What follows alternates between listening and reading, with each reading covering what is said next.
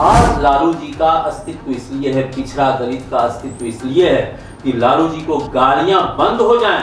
नौवीं फेल कहा जाता है, लेकिन आप इतने पढ़े लिखे होकर, इतने विद्वान होकर आप राजद में जाएंगे तो क्या सम्मान वो मिल पाए? कुशवाहा के अस्तित्व का सवाल है।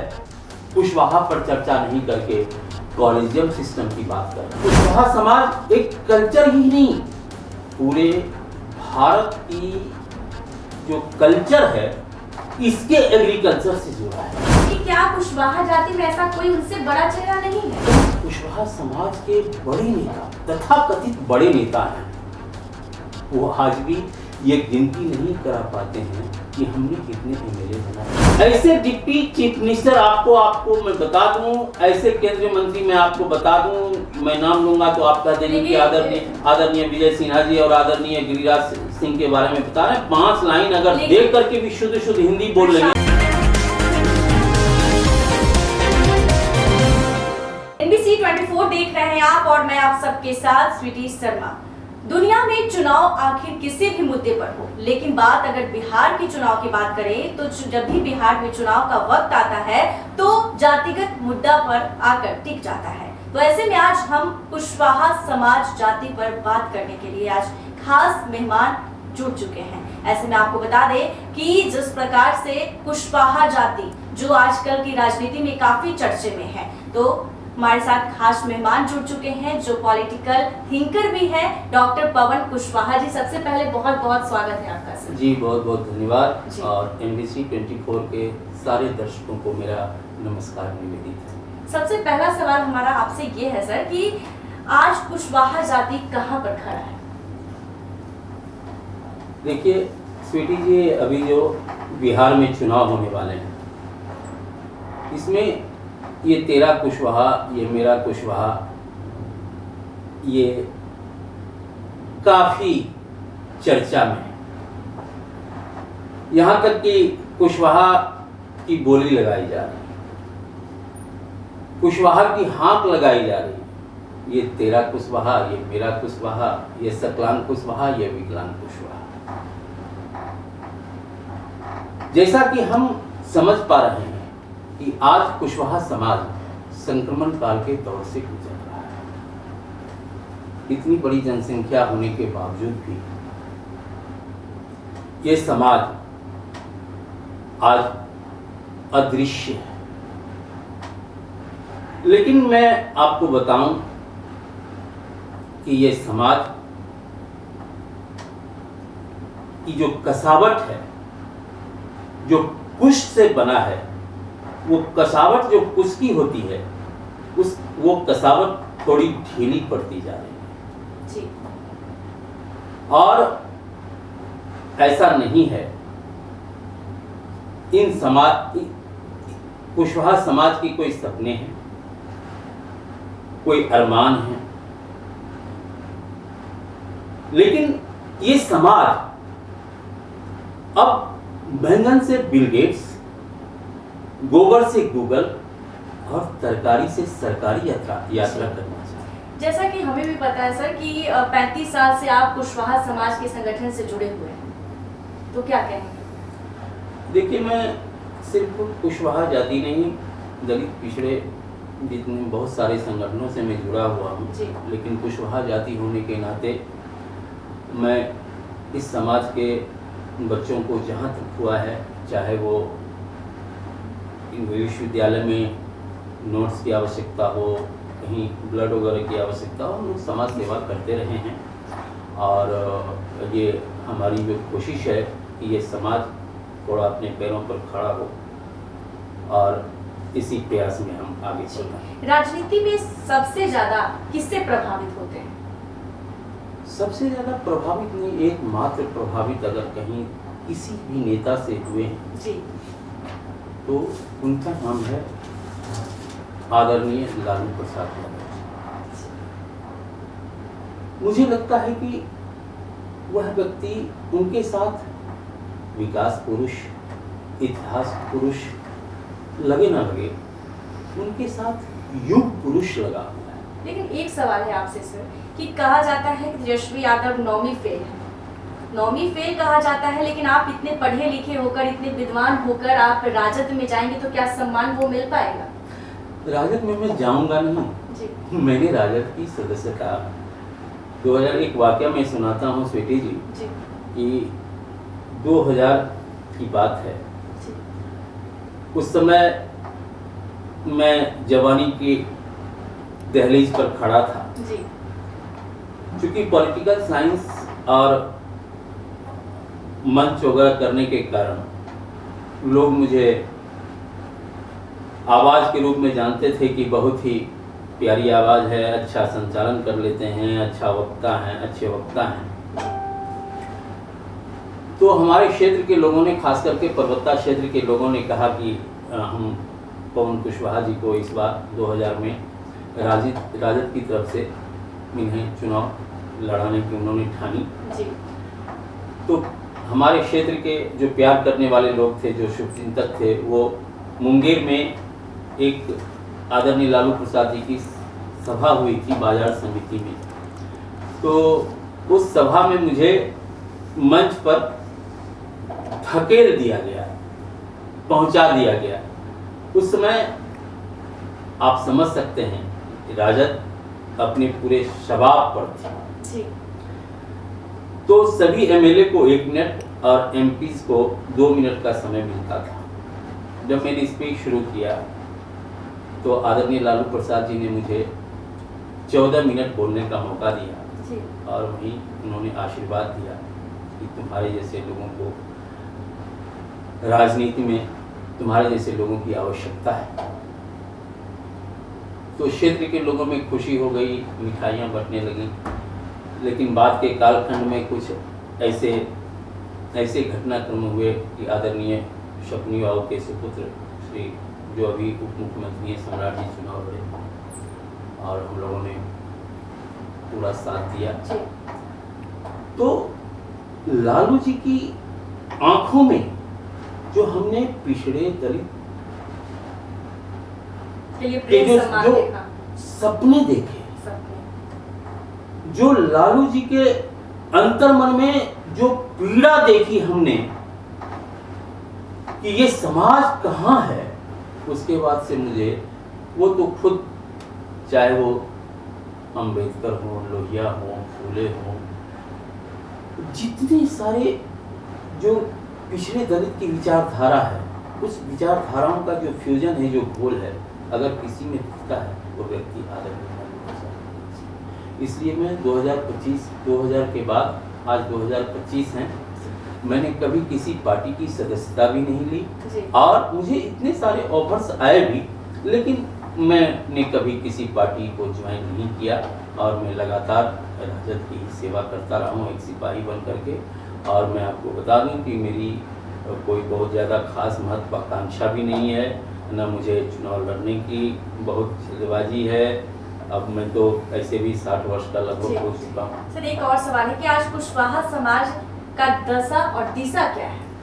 देखिए, कुशवाहा समाज सिर्फ सरकार ही नहीं है, एक सरोकार भी है। कुशवाहा समाज एक कल्चर ही नहीं, पूरे भारत की जो कल्चर है इसके एग्रीकल्चर से जुड़ा है। ये समाज जो कुश चेतना का लेकर जो स्वर आगे बढ़ रहे हैं, कुश चेतना का जो स्वर है वो जो आगे बढ़ रहे हैं, उसके जो वाहक हैं, उनके जो सहयात्री हैं, मैं उनको सबसे पहले धन्यवाद और नमस्कार निवेदित करना चाहता हूँ, प्रणाम भी करना चाहता हूँ अपने कुशवाहा मनीषी को, शिरोमणि कुशवाहा शिरोमणि को भी। लेकिन कुछ आप स्वीटी जी समझ सकती हैं कि अभी आपको लगेगा कि कुछ तथाकथित पढ़े लिखा जी। एक 2000 में 2005 के बाद 20 वर्ष हो गए,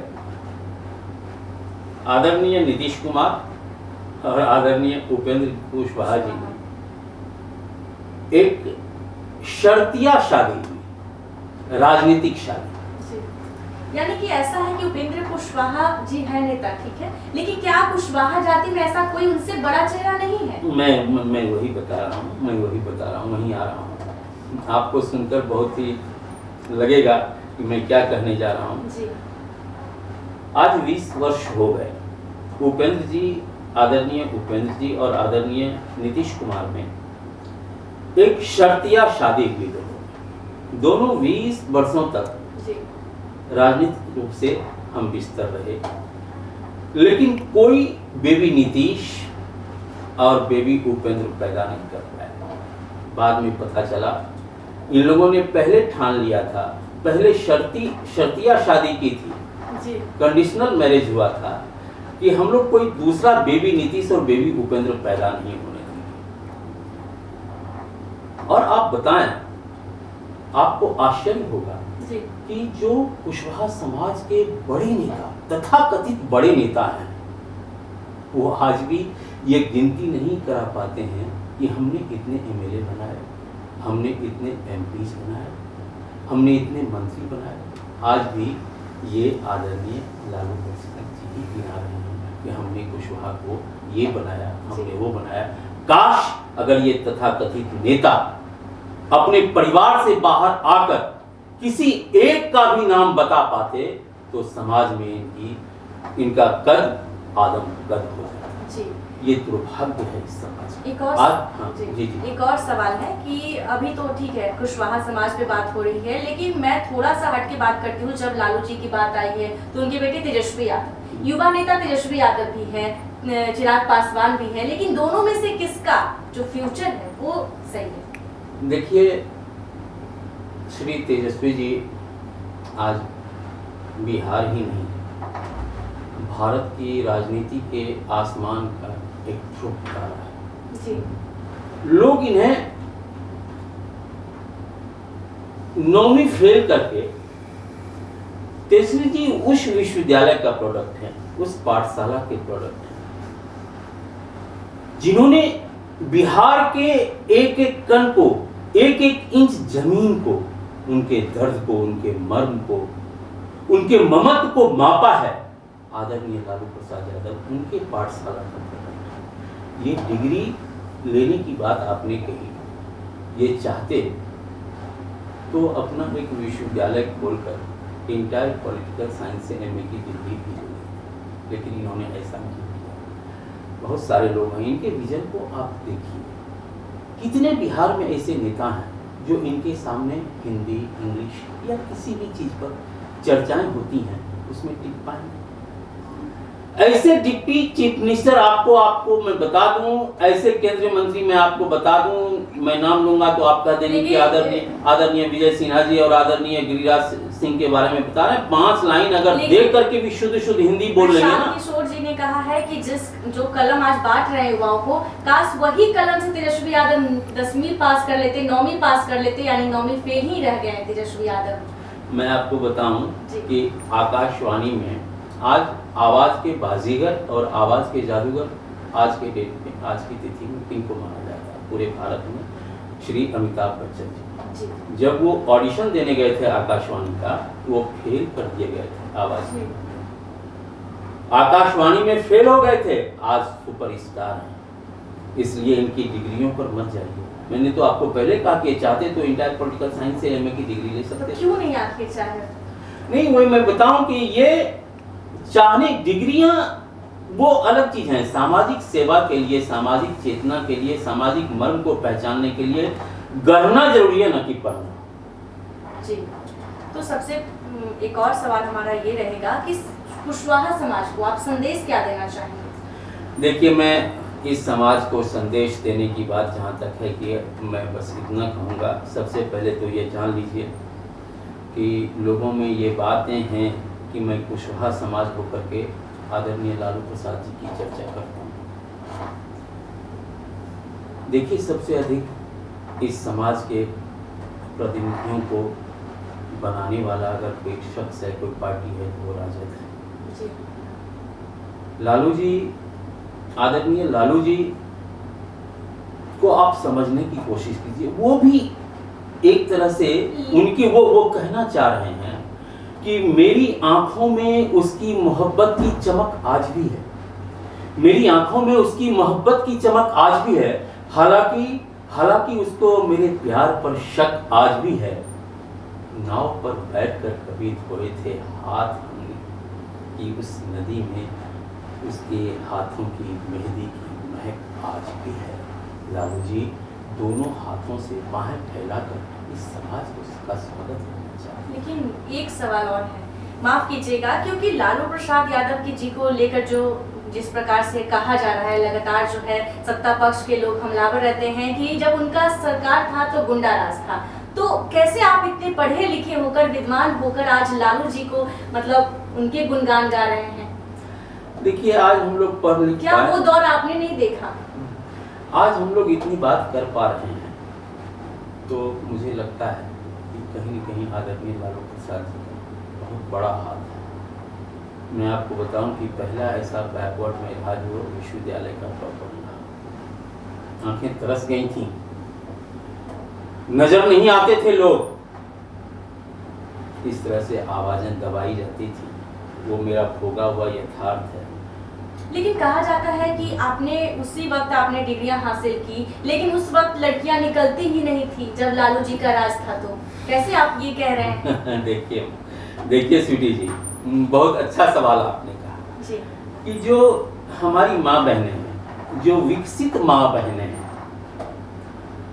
वो जब झुमका पहनती हैं तो अपनी उंगलियों को गेसों में फेरती हैं, झुमकों को गाल में टकराने देती हैं। लेकिन जो अविकसित महिलाएं हैं, जिनके मुंह में आवाज नहीं, वो झुमका पहनती हैं तो एक हाथ का घूंघट ले लेती हैं। तो मैं समझता हूं कि आज का दौर झुमका पहनने का नहीं, झुमका झमकने का हो है, जो इस समाज ने आज तक नहीं सिखाया। आप ये कहते हैं कि ये राज है, गुंडा राज है, ये आप समझिए। कभी आप एक बार कोई अस्पताल, कोई हॉस्पिटल चले गए, उस बरामदे पर देखिए कि एक साड़ी में लिपटा हुआ पूरा बदन, जब चीत्कार करती हुई उसकी आंखें, और पढ़िए कि एक सहारा के लिए कैसे हाथ बिछा कर बैठे को आए और हमें इमरजेंसी में या कहीं शिफ्ट करा दें,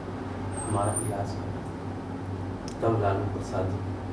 और आप कहती हैं लालू जी के लिए इतनी सारी बातें कहती हैं, गुंडा राज ये वो। आज लालू जी का अस्तित्व इसलिए है, पिछड़ा दलित का अस्तित्व इसलिए है कि लालू जी को गालियां बंद हो जाएं, लालू जी को गालियां नहीं पड़े तो लालू जी का अस्तित्व और पिछड़ा दलित का अस्तित्व ही समाप्त हो जाएगा। आज लालू जी जिंदा हैं, इसलिए उन्हें गालियां पड़ रही हैं, और ये गालियां हमारे जैसे समाज के लिए अच्छी बात है। लेकिन मैं ये एक बात और भी पूछना चाहूंगी कि लालू जी का गुंडा राज सिर्फ लालू जी के मतलब सत्ता पक्ष के लोग नहीं, जैसे हमारी नानी दादियां भी कहा करती थी कि उस वक्त जो लड़कियां थी वो घर से बाहर नहीं निकलती थी, काफी डरी सहमी, कोई सोच नहीं, कहीं जा रही है, कहीं भी लूटपाट कुछ भी हो जाता था सरेआम। लेकिन आजकल वो नहीं हो रहा है जब से नीतीश जी का राज आया है। तो कैसे मतलब कैसे? हाँ, उस समय महिलाएं घर से नहीं निकलती थी, घर से निकलती थी घास लाने जाती थी, घर से निकलती थी। यानी कि सर आप इतने पढ़े लिखकर घास लाने वाली महिलाओं का एग्जाम्पल दे रहे हैं? मैं बता रहा हूँ कि महिलाएं निकलती थी, उसका दायरा नहीं था, वो घास लाने जाती थी। क्यों दायरा क्यों नहीं बढ़ाया गया? इसके पहले का जो समाज था, जो धड़का हुआ समाज था, तो कहीं ना कहीं उस समाज को आगे ले जाने का काम नीतीश जी ने किया। उस समाज को घर से बाहर निकलने में और उसको आवाज देने में आप समझिए उस दौर को। स्वीटी जी, आप समझिए उस समय बच्चियां, जिस समय लालू जी नहीं थे, बच्चियां उस समय माथा पर, जो गांव देहात में कहा जाता है कि कलौआ खाना सर पर रख करके 8 साल 7 साल की बच्ची जाती थी और कहती थी कि बाबू हला मार खाना दे, मार कलौ देना खाए, और खाना दे करके बच्ची चली जाती थी खेत के मेड़ में, और वहाँ जाकर के घास की बाली और कान की बाली घास की बनाती थी और कहती थी कि बाबू अब हम जवान भग लिया, अब हम लोग क्या करें। और खेत की मेड़ पर बैठ करके वो किसान सोचता था कि काश इस बार अच्छी फसल हो जाएगी, हम अपनी बेटी की शादी कर पाएंगे। और किसानों कभी अल्पवृष्टि कभी अतिवृष्टि से उसकी फसल ज़ाया हो जाती थी, चुपचाप बैठा रहता था कहीं। आज तो कम से कम उसकी आवाज़ निकलती है, वो निकलता है, बाहर जाता है, अपनी बात करता है, पदाधिकारियों से बात करता है। जो जागृति आई है उसे हम भूल नहीं सकते हैं मैडम। ये सबका दौर है, एक फेज था। आज तेजस्वी जी का जमाना है। आज समझिए कि तेजस्वी जी जिस तरह से बिहार के युवाओं को आकर्षित कर रहे हैं, उनमें एक उम्मीद, एक आशाओं की जो किरण जगा रहे हैं।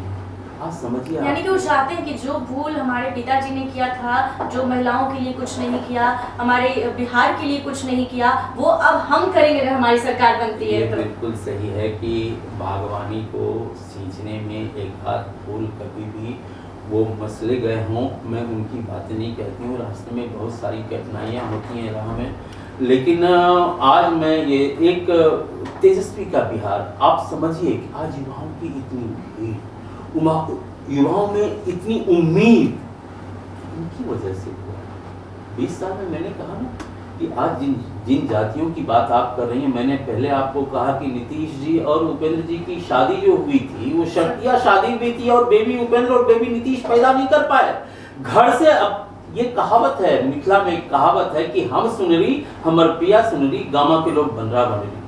आज आप देखिए उपेंद्र जी की बात, आदरणीय उपेंद्र जी की बात मैं बता दूं, आज उपेंद्र जी क्या कर रहे हैं?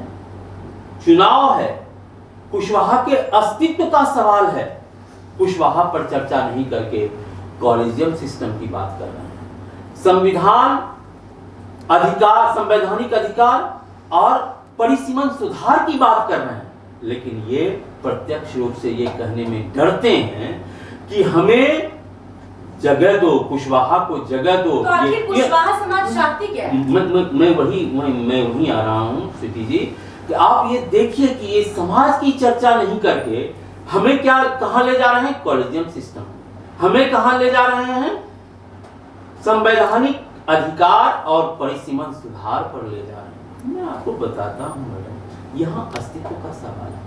कल आप 2-4 सीटों में समझौता कर लें और उसके बाद आप कहेंगे कि मुझे केंद्रीय मंत्री बना दीजिए, मैं जो भी 1-2 सीट 2-3 सीट देंगे मैं उस पर तैयार हो जाऊंगा। समाज यही टिका हुआ है। अरे समाज की बात कीजिए, आप समाज में हैं, आप ये देखिए कि पहले समाज क्या चाह रहा है। आज मैं समाज के लोगों को कहना चाह रहा हूं, बस इतनी बात युवाओं को कहना चाह रहा हूं कि जमाने में आए हो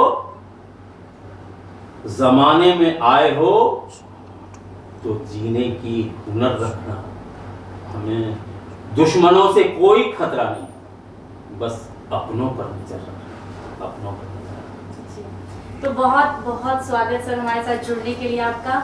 जिस प्रकार से सर ने काफी विस्तृत जानकारी दी, सभी मुद्दों को लेकर काफी अच्छे बातें कही, तो ऐसे ही तमाम खबरों के लिए देखते रहे NBC 24। धन्यवाद जी, बहुत बहुत।